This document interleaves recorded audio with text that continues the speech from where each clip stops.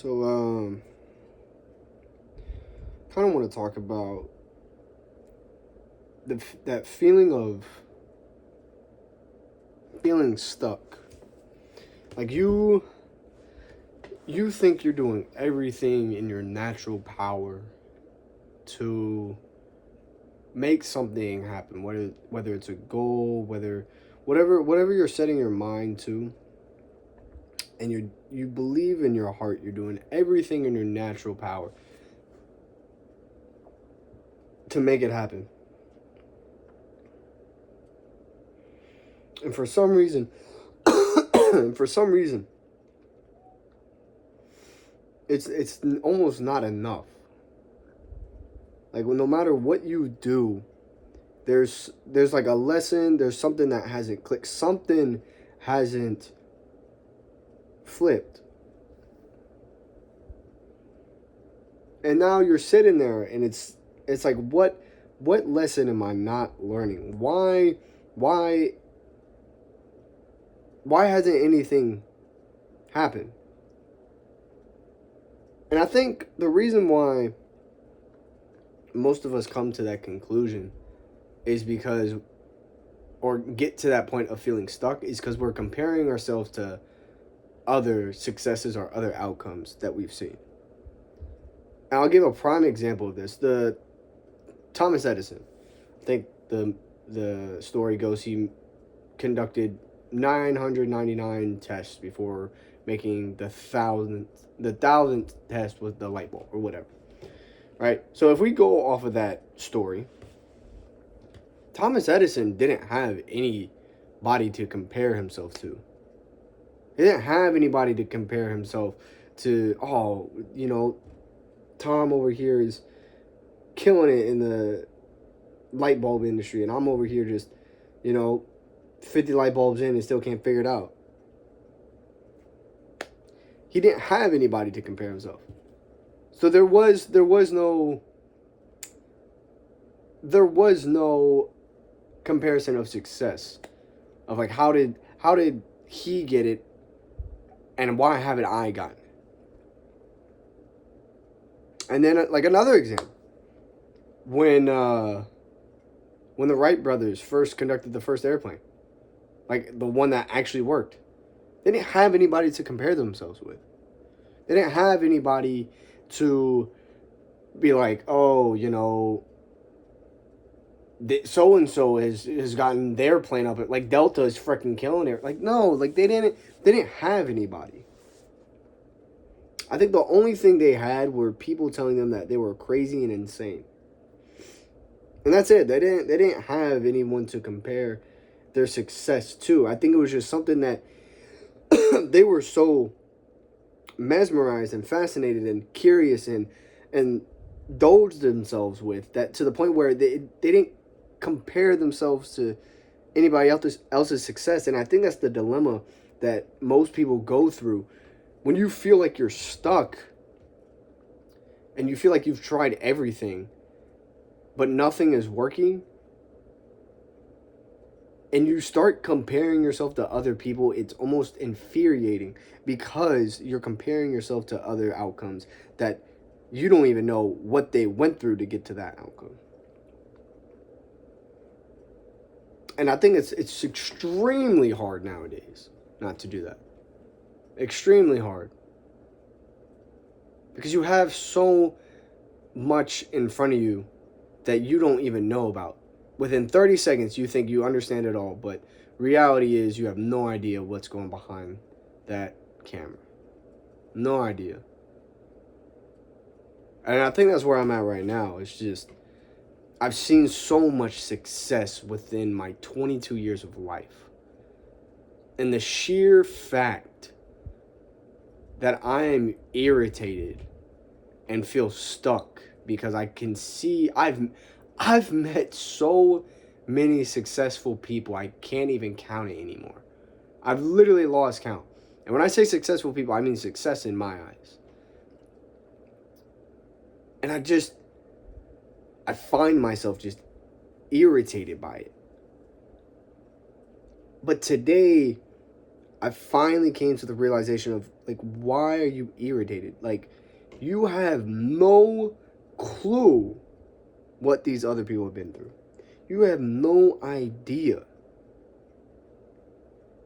what these people have gone through, the tests, the trials, the tribulations, all of it, the adversity, all of it. You have no idea. So why are you comparing yourself to someone else's plan that God had for them compared to what he has for you? Why do it?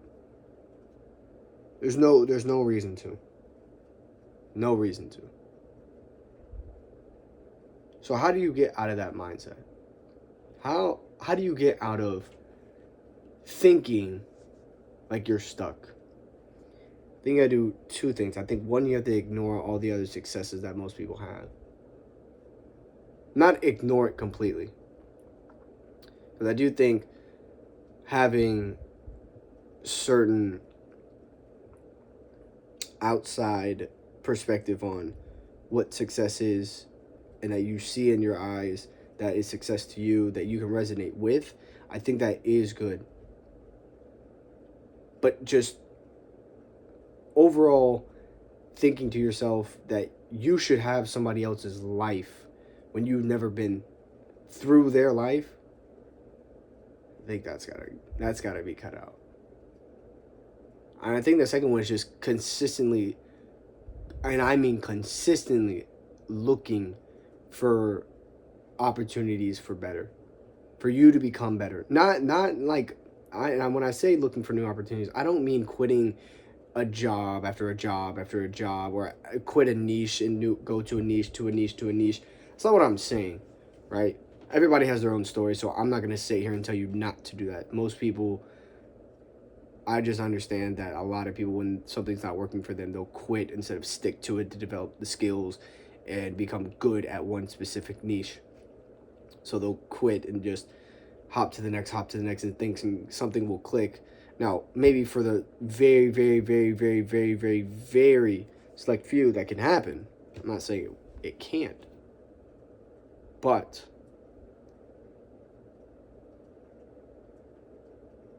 not being able to stick to one thing and developing the skills at it can be really hard. It can be really, really hard.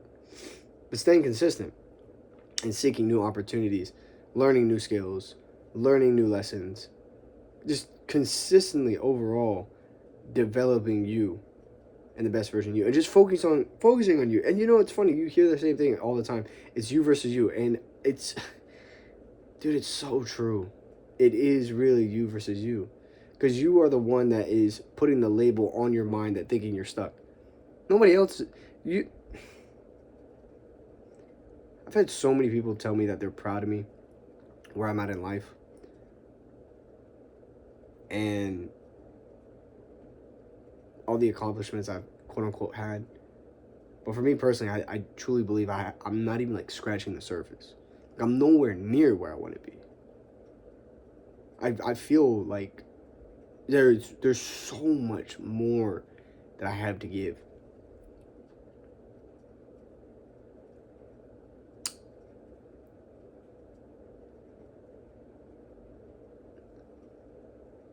And it's true. I do have a lot more I have to give. But for me to sit here and feel like I'm stuck is such a bad label to put on myself, just because I haven't been able to make the progress that I want to make. Even though it's taken me longer than most. Even though comparing myself to what I've seen, I shouldn't be doing. Because it's killing me. It's killing me. So what you need to do is adopt a new mindset of perceiving where you are. Because once you do that, like once you realize like this is just me, this is just part of the process. Like, I may not be where I want to be, and I may have met and seen all these different types of people and their successes. And even though I don't know the plan in which their life is going to end up and what it was beforehand, even though I don't know their story, even though I don't know what their life is going to look like in the next 5 to 10 years, I can't compare my life to theirs. I can only compare my life to mine. And am I going to compare it to the best version of me in 5 years? Or the version of me in 5 years that didn't even give anything a chance or a shot? And didn't do anything at all to become a better version of myself. So I think that's what you have to do. You have to kill that mindset of feeling stuck. Thomas Edison didn't do it. They never felt like they were stuck. They just on to the next. On to the next. Okay, that didn't work. Okay, cool. And it's almost as if you can't give your full energy into each and every single one until you know, like, okay, this one actually has potential. It's interesting. It's kind of like this. It's probably a bad analogy, but it's like finding the right woman, right? Every single woman you probably meet, right? You don't date them right away just because they look pretty. I don't, right? Beauty is bliss, so I don't even waste my time with how beautiful a woman is. I think that's just the hook. It's not the real. So when you go to find a woman, you assess, you see, okay, there's a few things we have in common.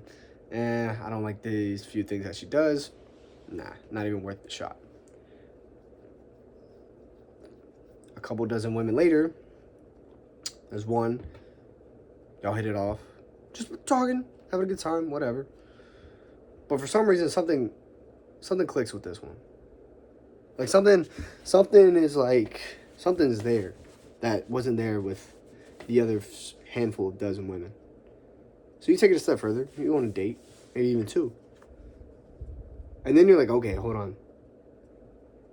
There's something here. There is something here. So you dig a little deeper.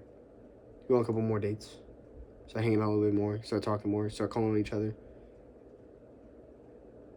And then you pursue it. Like, this is it. There's no going back. Like, I have seen it all. I've been through it all. This is it. That's what Thomas Edison said with the light bulb. Right as that light bulb turned on, he might have been nervous it was going to explode in his face, or it was going to dim. It wasn't going to turn back on. But for some reason, when he was looking at the light bulb, it was on for 5 seconds, then for 10 seconds, 20 seconds, 40, 2 minutes, 5 minutes. That's the one. Now you investigate and go in, and what did you do to make this light bulb stay on for as long as it did?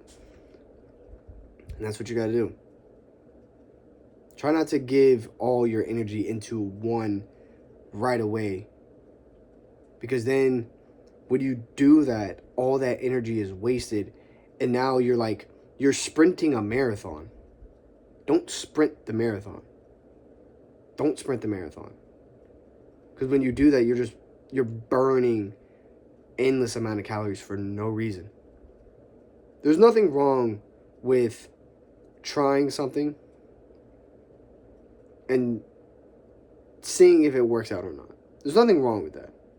For as long as you are doing it with the intent of seeing how far you can push it to figure out whether or not it's not the right fit. Like me personally, I try to get into drop shipping. I tried to I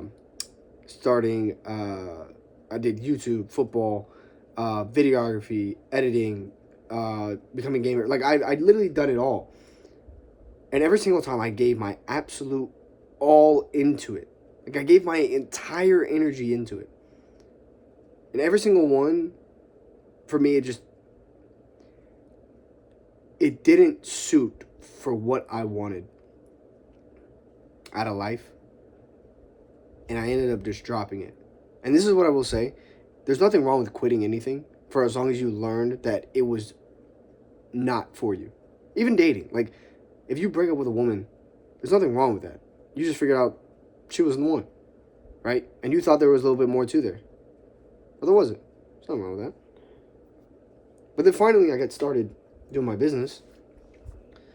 In the beginning, I wasn't really putting... I wouldn't say I wasn't putting a whole lot of energy to it, but I was definitely being diligent with it. And once I saw that I was making progress, more progress than I was at doing everything else that I wanted to do, I went all in. I said, this is it.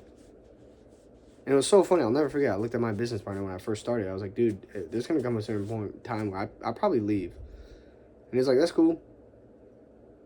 I'll just keep looking for more people. And now I'm at a point where I can't even imagine leaving the company that I'm at now. I can't even imagine. So, feel like you're stuck,